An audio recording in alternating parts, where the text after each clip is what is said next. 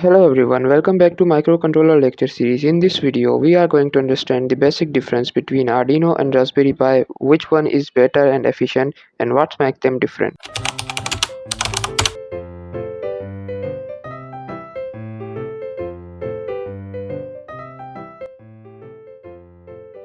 अच्छा, let's suppose you want to build a weather station जहाँ पर आपने डिफरेंट टेम्परेचर को सेंस करना है, ह्यूमिडिटी को सेंस करना है और उसका वेदर का जो लाइव डेटा है वो डिस्प्ले करवाना है। तो उसके लिए आप सिर्फ एक ही माइक्रो कंट्रोलर को नहीं यूज़ कर सकते हर काम के लिए। हर माइक्रो कंट्रोलर की अपनी एक स्पेशलिटी, अपनी एक फंक्शनिंग है। तो उसके लिए हमें ये जानना ज़रूरी है कि कौन से माइक्रो कंट्रोलर का क्या काम है। और उसके लिए हमें डिफ़रेंस का जानना ज़रूरी है, किस माइक्रो कंट्रोलर में क्या स्पेशलिटी है। ये जो क्वेश्चंस आप अपनी स्क्रीन पर देख रहे हैं, at the end of video आप लोगों को इस सब के आंसर मिलेंगे इस वीडियो में। सो हम कंपैरिजन जो करने वाले हैं in terms of their bits, in terms of their memory, in terms of their IO voltages and in terms of their speed. अच्छा, if we compare these two in terms of their speeds, तो Raspberry Pi जो है उसकी speed ज़्यादा होगी। Raspberry Pi is faster because it has 1.4 gigahertz processor. Arduino की अगर हम बात करें तो उसमें जो है वो 16 मेगाहर्ट्ज़ का प्रोसेसर है। तो but Raspberry Pi has its own operating system that makes things slow down because it has its own Python interpreter. वो एक अलग डिबेट है, but Raspberry Pi is faster as compare to Arduino. अगर हम bits की बात करें तो रास्पबेरी पाई है 64 bit processor while Arduino has only 8 bits. तो रास्पबेरी पाई को जो है यहाँ पर इन terms of the accuracy number, Raspberry Pi is accurate in numbers and also it has bigger address space. Arduino is 8-bit processor, so it doesn't provide too much accuracy in number, but if you want a control project, means you are working on a control project and you don't need accuracy in numbers, then Arduino is fine there. But Raspberry Pi, it really does beat it out in accuracy area.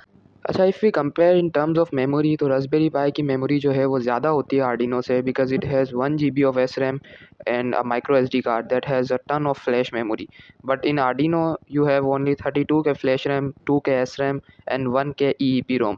अब Raspberry पाई में जो है वो micro S D card होता है, तो you have tons of flash memory which means that is a lot more than 32K. So Raspberry Pi seems good in this way. अच्छा, one thing I like to mention here is that कि जब भी आप कोई भी micro controller या कोई भी सिस्टम बनाते हैं तो वो जो है एक्सटर्नल डिवाइसेस से कनेक्ट होता है, इंटीग्रेटेड सर्किट्स होते हैं, डिफरेंट सेंसर्स होते हैं, एक्चुएटर्स होते हैं, और ये चीज़ें जो है वो रन होती हैं एक सर्टेन वोल्टेज पे।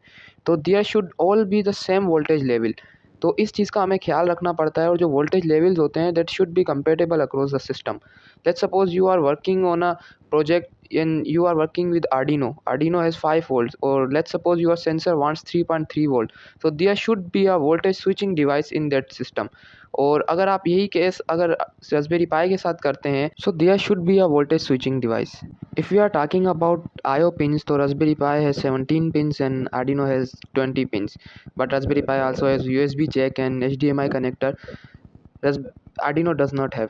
तो अगर आपको कोई ऐसा प्रोजेक्ट चाहिए जिसमें जो है इतनी ज़्यादा आपको एक्यूरेसी नहीं चाहिए, सिर्फ सेंसर्स को इंटरफेस करना है as a control purpose, you can use Arduino there. But if you want an operating system, if you want to display your data, जैसे मैंने वेदर स्टेशन की मिसाल दी थी, तो आपको जो है वहाँ रास्पबेरी पाई को यूज़ करना चाहिए। So these are some conclusion between these two micro controllers.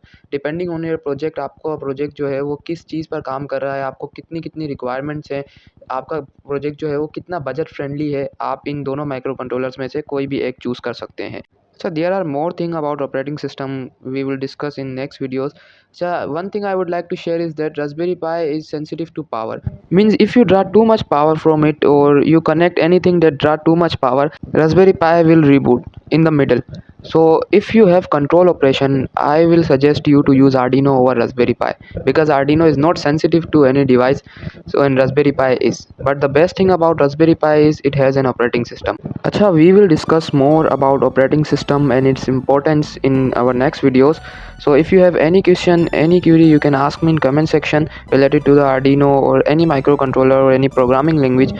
I will do my best to answer this. So that's all for today's lecture. Thank you very much.